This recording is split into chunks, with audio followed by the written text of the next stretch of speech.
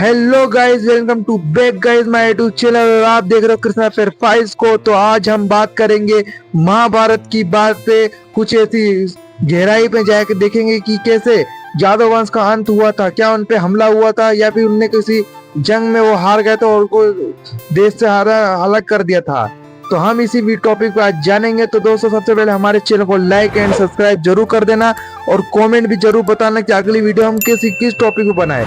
तो बिना देरी करे वीडियो को स्टार्ट करते हैं। तो जल्दी बने रहने के लिए हमारे चैनल को लाइक एंड सब्सक्राइब जरूर ध्यान से ठोक देना दोस्तों।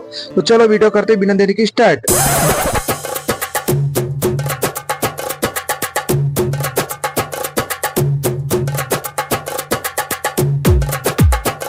स्टार्ट।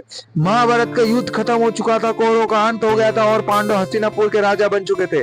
भगवान श्री कृष्ण ने धर्म की स्थापना कर दी थी। लेकिन एक सवाल आज भी लोगों के हैरान करता है, जिस यादव वंश में स्वयं श्री कृष्ण का जन्म हुआ, वही शक्तिशाली यादव वंश आखिर नष्ट कैसे हो गया? क्या कोई युद्ध हुआ था? क्या किसी दुश्मन ने हमला किया था या इसके पीछे कोई और श्राप था? आज हम इसी रहस्यमय कहानी को जानेंगे। महाभारत के बाद यादव वंश पूरे भारत के सबसे शक्तिशाली वंशों में से एक बन चुका था। उनकी राजधानी द्वारका थी। भगवान श्री कृष्ण के कारण पूरे भारत में यादवों का सम्मान हुआ। उनके पास धन, शक्ति, सेना की कोई कमी नहीं थी। लेकिन धीरे धीरे यही शक्ति उनके अहंकार का कारण बन चुका था। एक दिन कुछ यादवों ने युवकों ने मजाक करने की सोची। उन्होंने श्री कृष्ण के पुत्र शाम को एक स्त्री की तरह सजाया।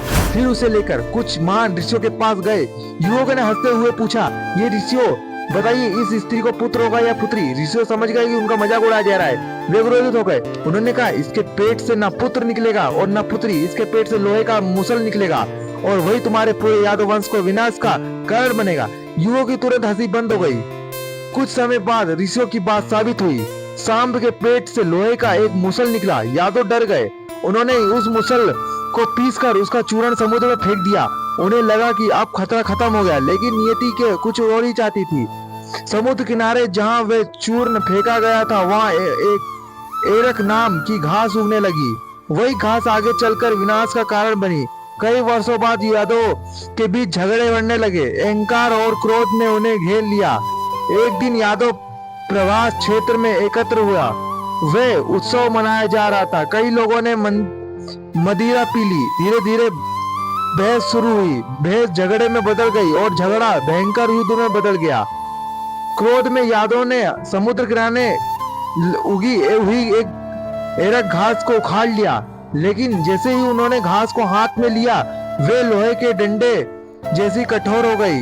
ये ऋषियों का श्राप का परिणाम था। फिर यादव एक दूसरे पर टूट पड़े। भाई ने भाई को मारा, मित्र ने मित्र को मारा। कुछ ही समय में पूरा मैदान लाशों में भर गया। जब ये सब समाप्त हुआ तो भगवान बलराम जी समुद्र किनारे चले गए। वे ध्यान में बैठे गए। कहा जाता है कि उन्होंने अपने दिव्य स्वरूप में पृथ्वी का त्याग किया। यादव वंश लगभग समाप्त हो चुका था। भगवान श्री कृष्ण एक वन में जाकर एक वृक्ष के नीचे बैठ गए। उसी समय जरा नाम का एक शिकारी वहां आया। उसे दूर से श्री कृष्ण के पैर हिरण जैसे दिखाई दिया। उसे तीर चला दिया। जब वह पास पहुंचा तो उसे अपनी गलती का एहसास हुआ। वह रोने लगा और क्षमा मांगने लगा। श्री कृष्ण ने उसे क्षमा कर दिया। इसके बाद भगवान श्री कृष्ण ने अपना मानव अवतार समाप्त किया। श्री कृष्ण के पृथ्वी छोड़ने के बाद द्वारका नगरी भी अधिक समय तक नहीं बची। कहा जाता है कि समुद्र धीरे धीरे द्वारका को अपने भीतर समा गया। वे भव्य नगरी लहरों के नीचे खो गई। इस तरह जिस यादव वंश में स्वयं भगवान श्री कृष्ण का जन्म हुआ था, उसका अंत किसी बाहरी दुश्मन ने नहीं किया। उनका विनाश उनके अहंकार, आपसी संघर्ष और ऋषियों के श्राप के कारण हुआ। ये कहानी हमें सिखाती है कि चाहे कोई कितना भी शक्तिशाली क्यों ना हो, अहंकार और आपसी कला अतः विनाश का कारण बन सकते हैं। तो दोस्तों, आपको ये जानकारी कैसी लगी तो कमेंट करके जरूर बताना है। और एक और चीज, क्या आपको लगता है कि यादव वंश का विनाश सिर्फ एक श्राप था या फिर उनके अहंकार और गलत निर्णयों का परिणाम? अपनी राय कमेंट में जरूर बताना दोस्तों। और लाइक एंड सब्सक्राइब करके जरूर जाना दोस्तों। चलो, और वीडियो देखने के लिए हमारा बेल आइकन जरूर दबाना कि आपको हमारी तुरंत वीडियो मिल सके।